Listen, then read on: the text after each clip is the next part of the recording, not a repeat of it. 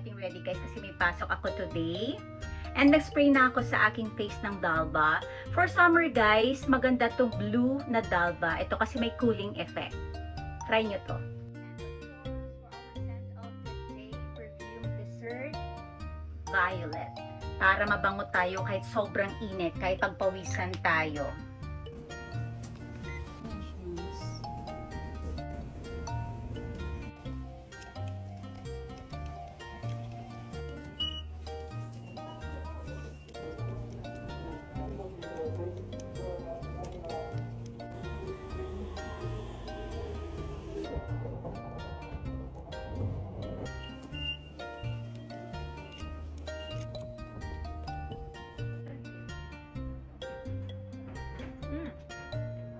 Kapag workday talaga guys, 2 boiled egg yung aking breakfast. Healthy na, mura pa. Hi guys! Switch to voice over mode tayo. Pauwi na ako sa mga oras na yan. Half day lang kasi ako sa work kasi ginamit ko yung natirang half day paid leave ko para naman makapaglinis ako ng bahay bago kami umuwi ng Pinas. Nagmamadali na ako umuwi kasi gutom na ako. Di pa kasi ako nakapag-lunch. Wala kasing 1 hour lunch break kapag half day lang. Gutom na nga ako tas sinabayan pa ng sobrang init kaya nahihilo na ako. Grabe guys, yung init, masakit talaga sa ulo at nakakahagard. Parang buong araw din ako nagtrabaho. Hindi na talaga nakakaganda ang init na to. Pagdating sa bahay, nagprepare na agad ako ng lunch, konjac rice at itong fami chiki. Napagaya na ako kay Kent na inuulam ang fami chiki sa rice, pero masarap naman kasi talaga. Itong konjac rice galing pa Pinas, parang totoong rice talaga to guys. Ang maganda pa dito, 23 calories lang to per 25 gram serving.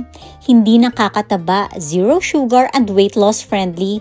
Magdadala nga ako nito dito kaso medyo mabigat lang sa bagahe.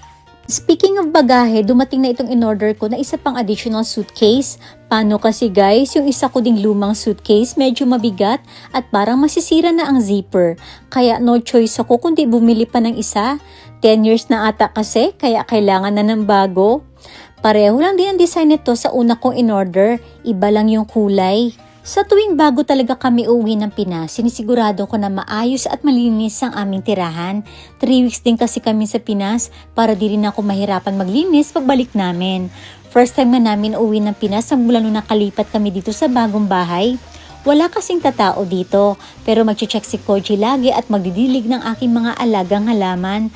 Summer kasi kaya kailangang madiligan ang mga alaga ko sa garden at buti na lang maasahan at mapagkakatiwalaan ko si Koji. Ang bait talaga ni Koji sa amin.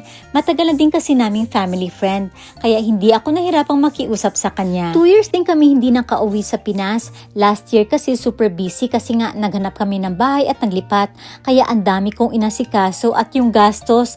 Alam nyo naman na sa single mom, shoulder ko lahat ng expenses dito. Kung wala lang ako mga importante nga asikasuin doon, hindi naman talaga ako uwi. But thankful kasi makakauwi kami this year. O siya, hanggang dito na lang muna ang vlog na to. Thank you so much for watching. Till the next vlog, be beautiful and be kind. God bless!